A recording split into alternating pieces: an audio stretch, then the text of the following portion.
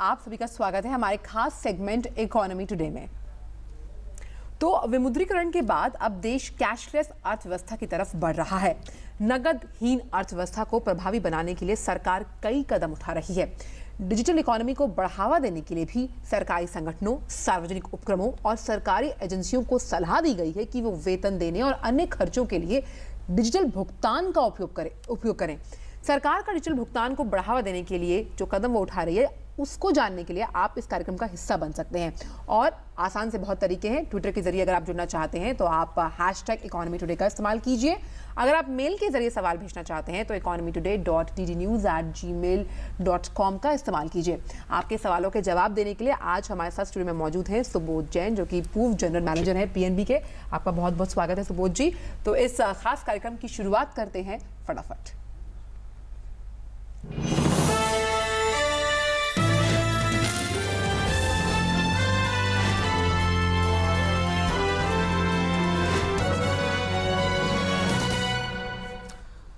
Well, one of the major positive outcomes of this demonetization drive was that a large number of people have shifted towards the digital transactions, and the process is ongoing too.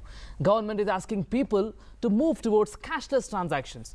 So generally we know that when we ask someone to do or follow something, we should actually set an example by doing it ourselves first. So Government of India has been doing the same thing.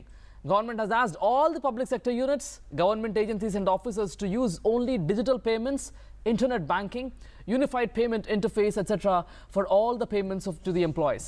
As Prime Minister Narendra Modi says, this is one of those big steps to eliminate corrupt practices in financial transactions. भ्रष्टाचार से लड़ाई लड़ने का एक उपाय है cashless society. एक नगदी नोटे रुपये देने वाला कारोबार धीरे धीरे कम होना चाहिए। Credit card, debit card, plastic currency, इस पर जाना चाहिए। और इसलिए भारत सरकार ने अपने बजट में क्रेडिट कार्ड, डेबिट कार्ड के ऊपर टैक्स लगता था, वो टैक्स हमने हटाया था और सरकारी विभागों को भी कहा था कि आप भी इसको कम कीजिए, हटाइए। To give a boost to the digital economy, all government offices, public sector undertakings and government agencies have been advised to use digital platforms for payment of salaries and any other transactions. All government organizations, public sector undertakings and other government authorities have been advised to use only digital payment methods such as internet banking, unified payment interface, cards, other enabled payment systems, etc. to make payments to all stakeholders and to their employees. और cashless transaction को बढ़ावा देने की कवायद में किस तरह NPCI अपनी भूमिका निभा रहा है, इसे जानने के लिए हमारे संवाददाता अरुण शर्मा ने एनपीसीआई के सीईओ और एमडी एपी होटा से खास बातचीत की कि किस तरह से डिजिटल भुगतान की तरफ देश बढ़ रहा है। देश कैशलेस अर्थव्यवस्था बनने की दिशा में आगे बढ़ रहा है और इसको कैशलेस अर्थव्यवस्था बनाने के अंदर अगर किसी की महत्वपूर्ण भूमिका है तो वो है एनपीसीआई की भी, जो कि ज़्यादातर कैशलेस ट्रांजैक्शंस की दिशा के अंदर लोगों को प्रेरित कर रहा है कि वो कैशलेस ट्रांजैक्शंस करें। और इसी मुद्दे पर बात करने के लिए हमारे साथ मौजूद हैं एनपीसीआई के एमडी और सीईओ एपी होटा। होटा साहब, स्वागत है आपका दूरदर्शन न्यूज़ के अंदर। सबसे पहले समझना चाहेंगे किस तरह का रिस्पॉन्स देखने को मिल रहा है जब तक हम कैशलेस ट्रांजैक्शंस की अगर बात करें पोस्ट डीमोनेटाइजेशन। दो किस्म का कैशलेस ट्रांजैक्शंस, एक कार्ड का और एक मोबाइल का। कार्ड में हम देख रहे हैं कि 3 गुना ट्रांजैक्शंस बढ़ा हुआ है। जो बहुत सारी नया कस्टमर वो आ रहे हैं जो पहले सिर्फ एटीएम में यूज़ कर रहे थे, आजकल वो पॉइंट ऑफ सेल में यूज़ कर रहे हैं। और मोबाइल में भी हम देख रहे हैं, मोबाइल में तो ट्रांजैक्शन भी डबल हुआ है। मोबाइल में वो जो मोबाइल रजिस्ट्रेशन बढ़ रहा है, वो जो हमारा जो यूपीआई एप्लीकेशन, यूपीआई का एक एप्लीकेशन है जो स्मार्टफोन में मोबाइल पेमेंट होता है, उसका डाउनलोड बढ़ रहा है। जब भी ऑनलाइन पेमेंट्स की बात होती है, ऑनलाइन ट्रांजैक्शंस की बात होती है, सिक्योरिटी का एक सवाल सबसे पहले उठता है। जो अगर एनपीसीआई की तरफ से समझने की कोशिश करें, जितने मोबाइल एप्लीकेशंस हैं, जितने भी ट्रांजैक्शन के लिए ऑनलाइन एप्लीकेशंस हैं, सिक्योरिटी के लिहाज से देखा जाए कितना सेफ़ है? मैं तो बोलूँगा तो काफ़ी सेफ़ है। सिक्योरिटी और कन्वीनियंस वो दोनों देखना चाहिए।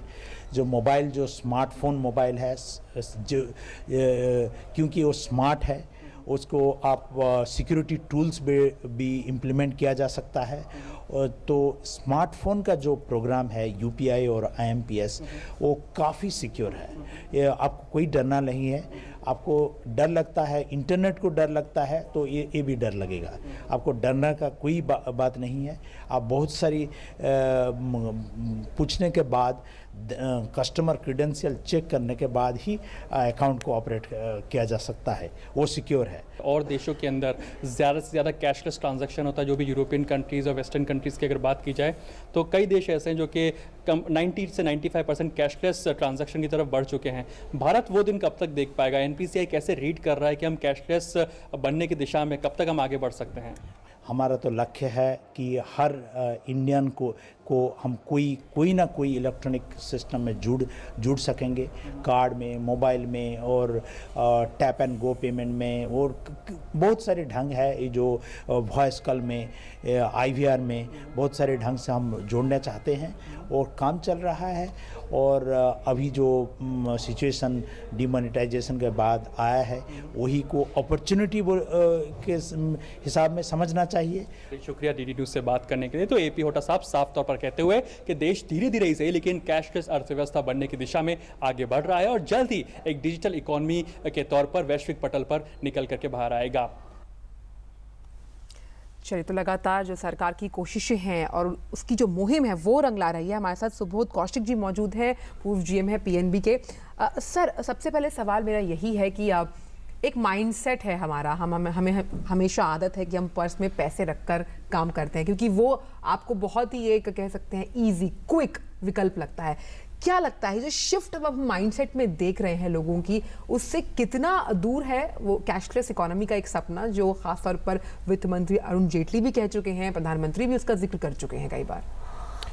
देखिए, इसमें एक बड़ी अपॉर्चुनिटी है आज की तारीख में, क्योंकि ये चीज़ें आनी शुरू हो गई थी सिस्टम में कुछ साल पहले से, और जो नई जनरेशन है उसने इनका उपयोग करना भी शुरू कर दिया है। और उस उपयोग को धीरे धीरे हम देख रहे थे, एक बड़ी वृद्धि हो रही है। हम उसको जेन नेक्स्ट अकाउंट कह रहे थे कि जो लोग इसी का उपयोग करके और आगे काम कर रहे थे। पर अब जो ये स्थिति पैदा हुई है, जैसा होता जी ने बिल्कुल ठीक कहा, ये बड़ी एक अपॉर्चुनिटी आ गई है सामने कि जब इसको एकदम आगे बढ़ाया जा सकता है। और इसको आगे बढ़ाने के लिए हमें कई कदम उठाने की अभी ज़रूरत है। यूनिफाइड पेमेंट इंटरफेस जो है वो अभी 30 बैंकों ने उपलब्ध कराया है। बाकी बैंक उसमें अभी धीरे धीरे करके आ रहे हैं, जल्दी सब जुड़ जाएंगे। इसी तरह से जो ऐप है वो अभी केवल एंड्रॉयड प्लेटफॉर्म पे अवेलेबल है और 18 बैंकों ने इसको अभी उपलब्ध कराया है। तो ये इसका भी नंबर फिर बढ़ेगा और ये iOS के ऊपर भी आएगा। तो स्मार्टफोन की दोनों जो मेजर वो हैं वेरिएंट, उस पर ये अवेलेबल हो जाएगा। पर उससे पहले IMPS हमारे को अवेलेबल है। IMPS फीचर फ़ोन जो पुराने वाले फ़ोन होते थे उस पर भी उपलब्ध है। तो एक तो सबसे बड़ी चीज़ ये है। दूसरा ये है कि आप इसका चलन जो है पहले बड़े शहरों में, मेट्रोज़ में, बड़े सिटीज़ में, इसको आप देखेंगे कि ये यहाँ जल्दी पिकअप करेगा, क्योंकि वहाँ बाकी सुविधाएं भी, पॉस भी है, दूसरी चीज़ें भी अवेलेबल हैं। और जो विलेज है वहाँ आप देखिए कि अब ये एयरटेल का बैंक आया है, 2 दिन पहले इसका शुरुआत हुई। एयरटेल बैंक पेमेंट बैंक है और उनका वो एयरटेल मनी है, वो अकाउंट टू अकाउंट ट्रांसफ़र उनका अपने सिस्टम के ऊपर अवेलेबल है। तो जो भी एयरटेल फ़ोन नंबर है उसी को उन्होंने कहा उसका अकाउंट नंबर हो जाएगा। आदमी को थोड़ी सी कार्रवाई करनी है उसमें, he can make it account number. और उसमें फिर वो आप देखिए 25 करोड़ उसके सब्सक्राइबर हैं। तो 25 करोड़ लोगों के बीच में आपसी लेन देन फ़ोन के माध्यम से संभव हो गया है जी। इसी तरह एक बड़ा बदलाव आने जा रहा है जब इंडिया पोस्ट पेमेंट बैंक जल्दी शुरू होने जा रही है। वो आएगी 1.5 लाख आपके डाकघर जो आउटलेट पॉइंट, और प्लस उसके अलावा जो उनका नेटवर्क बनेगा, तो पूरे देश के अंदर जो है इस चीज़ को ट्रांसफ़र अकाउंट टू अकाउंट को बहुत बढ़ावा देगा। DBT ऑलरेडी अकाउंट में जा रही है। आधार एनेबल्ड पेमेंट शुरू हो गए जिसमें आपको कार्ड की भी जरूरत नहीं है। जो माइक्रो ATM है, लोग कहते हैं साहब ये बड़े शहरों की बात है, गांव में आप क्या कर रहे हैं? देखिए गांव में जो है माइक्रो ATM पहुंच गए। सभी बैंकों ने जगह जगह जो है माइक्रो ATM लगाए हुए हैं और माइक्रो ATM पर BC एजेंट के माध्यम से ट्रांजेक्शन किया जा रहा है और जिसके पास कार्ड है वो तो कार्ड का उपयोग करेगा, जिसके पास कार्ड नहीं है वो आधार एनेबल्ड पेमेंट सिस्टम बायोमेट्रिक के माध्यम से कर सकता है। तो ये इस पे कैश की आवश्यकता ही नहीं है। बस सभी सुविधाएं जो हैं वो ऑनलाइन मौजूद है। लेकिन आगे चलने से पहले मैं ये जानना चाहती हूँ सर आपसे कि जैसे IMPS है, UPI, किसी भी कैश को ट्रांसफ़र करने की मिनिमम से मैक्सिमम अमाउंट क्या रहेगी, और क्या जागरूकता के जरिए, क्योंकि हम डिजिटल क्रांति की बात कर रहे हैं और ख़ासतौर पर ग्रामीण इलाकों तक पहुंचने के लिए अभी एक रोड मैप की बहुत बेहतर ज़रूरत क्या ही लगता है होनी चाहिए? तो आपका बिल्कुल ठीक कहना है। इस पर देखिए, जो IMPS है इसमें बहुत छोटे अमाउंट से पेमेंट की जा सकती है, जो हम रोज़मर्रा का पेमेंट करते हैं ना।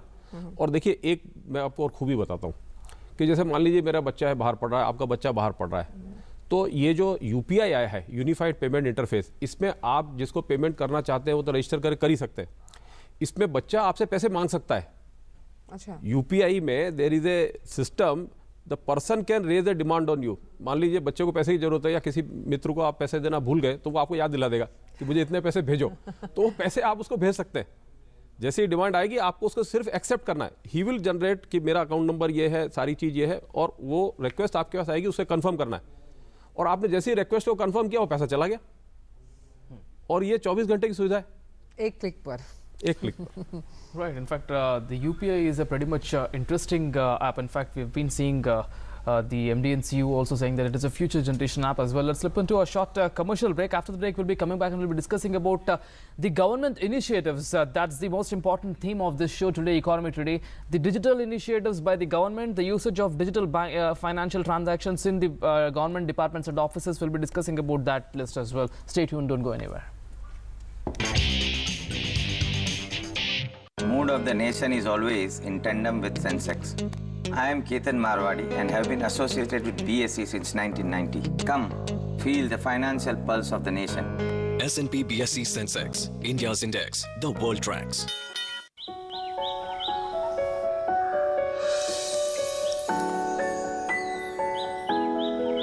Losing a lot on transaction fees? Become a member of the BSE and pay 99% less. BSE, experience the new.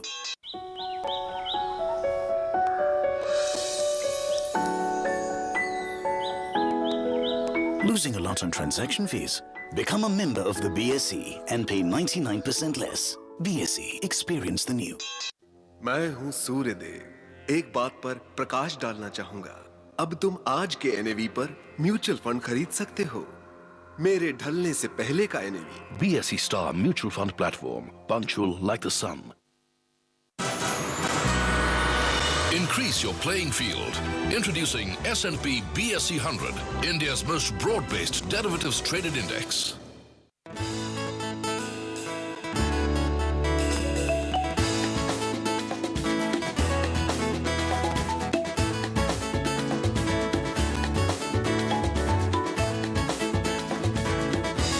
The new mobile app from BSE.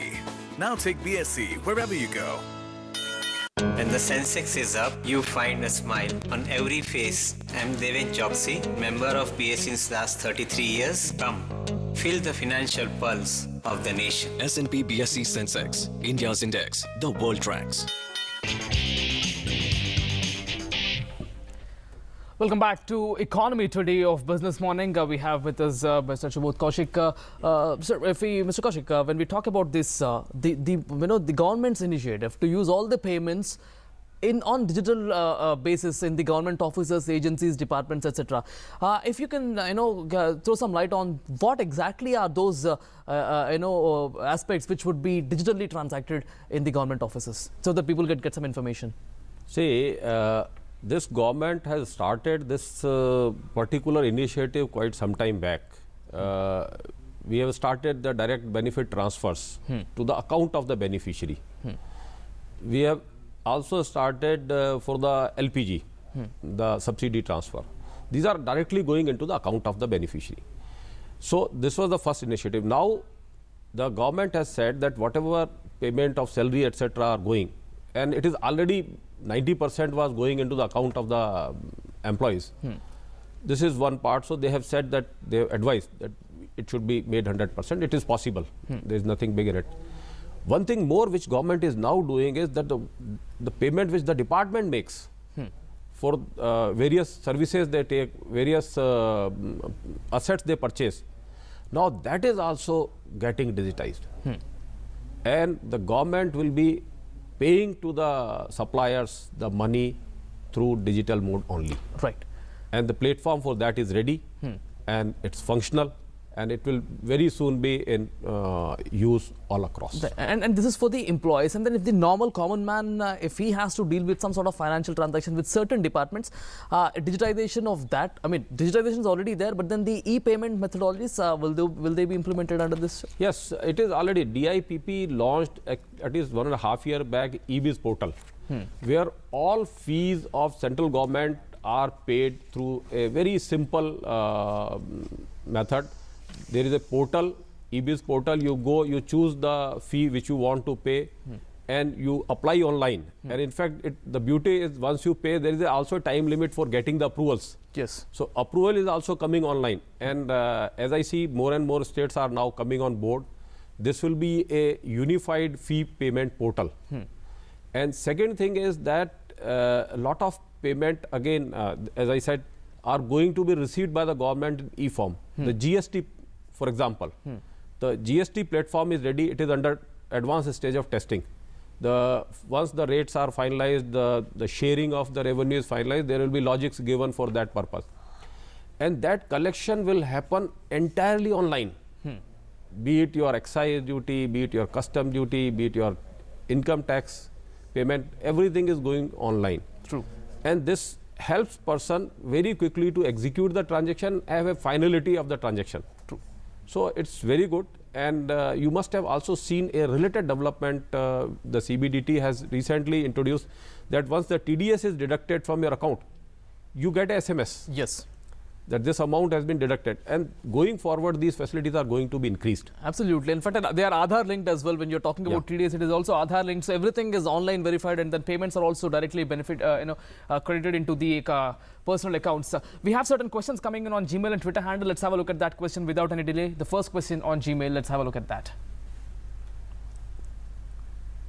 What are the existing cashless options other than checks and DDs in the Indian government departments by Vijay Mahavar? Mr. Kaushik. See, cashless means there is no cash or check. So let us first understand. And the government has given internet banking facility where you can go to the internet, you can go to the portal, tell what you want to pay. And going forward, as I said, that once the GST comes into picture, all your service tax, which the last person on the ground will also be paying. So you can go first register yourself. Once you register yourself as the taxpayer, then you just choose which tax you want to pay. You click on that, it will generate a unique number, and that number will travel back to your bank where you effect online payment, and the confirmation goes back to the portal that this payment has been received. This payment detail will also go to Reserve Bank of India, which will again confirm to the government department that this payment has been received and appropriated in the correct head. Right. So it will be a very seamless system, very transparent system. Are the banks which are coming up with this e-wallet application, mobile applications, will these banks be also linked to the government department or something, so that through these apps one can pay a fee or something to the government? Yeah, these things will definitely come on these platform. And the wallet, as you have rightly mentioned, wallet has got certain advantages. The advantage is that you keep a limited amount in the wallet. Yes. So it was being mentioned when talking to Mr. Hota that what about the cyber security? Of course, that is a concern, and it can sometime happen that some mishap happens. But nevertheless, the systems are quite secure, good, and not easy to breach. True. And at the same time, in case of wallet, even if something happens, it is a very small amount. So you can take that shock. It is not a major amount which is lying in the wallet. So these wallets will be used for various purposes, including the transaction with the government. सुरक्षित विकल्प है ये wallet भी, आपको ध्यान पूर्वक जो है इसका अगर आप इस्तेमाल करें तो आपके लिए काफ़ी अहम साबित हो सकते हैं। आइए अगला ट्वीट देखते हैं। महेश्वर साहू का ये ट्वीट है। ये जानना चाहते हैं सुबोध जी की सरकार क्या कदम उठा रही है लोगों को जागरूक बनाने के लिए, जब जिनको इंटरनेट या कंप्यूटर के बारे में ज़्यादा जानकारी नहीं है। देखिए, सरकार कई माध्यम से इसकी कोशिश कर रही है और प्रधानमंत्री जी ने तो अपने कई भाषणों में लगातार इस चीज़ को कहा है कि हम कैशलेस इकोनॉमी बनाना चाहते हैं। पर आप ये देखिए कि इंटरनेट बैंकिंग सबके लिए आवश्यक नहीं है, क्योंकि जो आपके पास मोबाइल है, ये जनधन की जो योजना चली थी उसमें वो जैम है, जनधन आधार एंड मोबाइल। तो मोबाइल के ऊपर आपको जो पेमेंट की सुविधा है, आप IMPS में 50,000 तक का पेमेंट कर सकते हैं। तो इससे ज्यादा पेमेंट किसको करना होता है? एक साधारण आदमी को इससे ज्यादा पेमेंट नहीं करना होता। मोबाइल तो आजकल ऐसा कोई और मोबाइल ऐसा चीज नहीं है। अच्छा, उसमें आप जो है ना साधारण फीचर फोन भी यूज कर सकते हो, उसमें कोई स्मार्टफोन की भी जरूरत नहीं IMPS में। चलिए, तो यानी कि आपको जागरूक बनाने के लिए सरकार कई तरह के कदम उठा रही है और आपको सरकार का साथ देना है, यही मंशा है।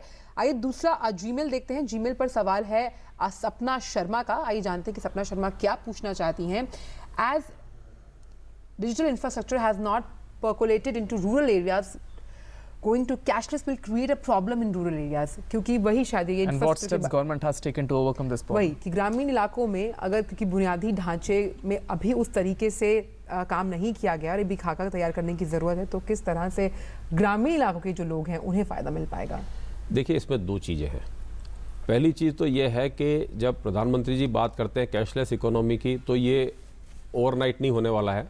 It will take its time. We are going to move from major cash economy to less cash economy, and then probably in some time in future cashless economy can actually settle in. But saying that digital facility is not available in the rural area is a I will say is a myth. Because आपका mobile तो जगह जगह पहुंच गया है, और जहां mobile पहुंच गया वहां डिजिटल टेक्नोलॉजी पहुंच गई है। और सबू जी, जैसे कि बैंकिंग कॉरेस्पॉन्डेंट्स हैं, खासतौर पर हम जनधन की बात करें, आपने बिल्कुल ठीक कहा, उनके जरिए भी कोशिश करती है सरकार। नहीं, बिल्कुल आपने एकदम, मैं भूल गया था, आपने मुझे याद दिलाया। देखिए, ऐसा है कि जो माइक्रो ATM है जी, माइक्रो ATM में आधार एनेबल पेमेंट है। जिसके पास कार्ड नहीं है वो भी AEPS से अपना पेमेंट कर सकता है, आधार एनेबल पेमेंट सिस्टम से। कार्ड हमने बहुत सारे इशू किए हैं, ज़्यादातर लोगों के पास आज की तारीख में कार्ड है, पर जिसके पास मान लीजिए कार्ड भी नहीं है और उसका आधार नंबर है और उसका खाता है बैंक में, तो आधार एनेबल्ड पेमेंट सिस्टम भी अवेलेबल और इंटरऑपरेबल है। जरूरी नहीं है कि BC एजेंट जो पेमेंट कर रहा है वो किसी पर्टिकुलर बैंक का ही हो, वो किसी भी बैंक के कस्टमर को पेमेंट कर सकता है, क्योंकि NPCI स्विच के माध्यम से ये इंटरऑपरेबल है। तो पंजाब नेशनल बैंक का कस्टमर SBI के उसके ATM, उस पे माइक्रो ATM पे पे कर सकता है या उससे पैसा निकाल सकता है, और उसका उल्टा भी हो सकता है। Right. Let's have a look at other question as well on Twitter, if I'm not wrong. Let's have a look at that question. The question is by Viren, and what about security of money in digital transaction? You've been talking about that security, Mr. Kaushik. देखिए, इसमें अभी जो security है वो वर्तमान में काफ़ी high level की है, पर जो आज की स्थिति है उसमें there are certain concern, because there are people who are known as hackers, and they continue to attack the systems, and the system developer, the security system developer also continue to work every day to create the what you call as the firewalls around the system, which keeps these nuisances away from the system. Reasonably secure systems are available. The smartphones have inbuilt securities. So today whatever we are using is quite secure. It is only when you compromise your password, you compromise your account detail somewhere, that there may be a misuse of those things. So there are certain precautions, do's and don'ts also for those people who are using it. Right.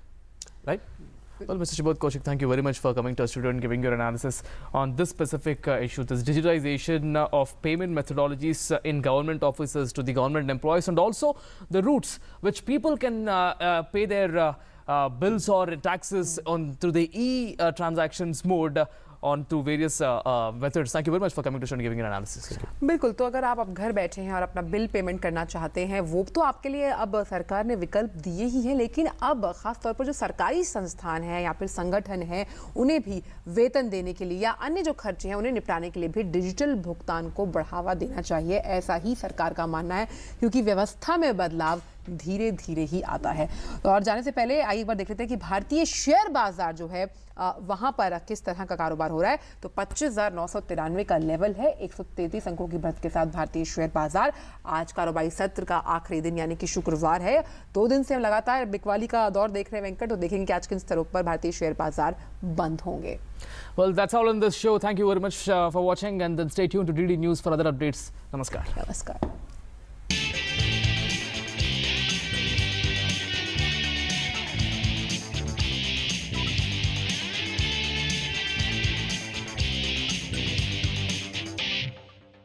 Business Morning was brought to you by BSE IPF,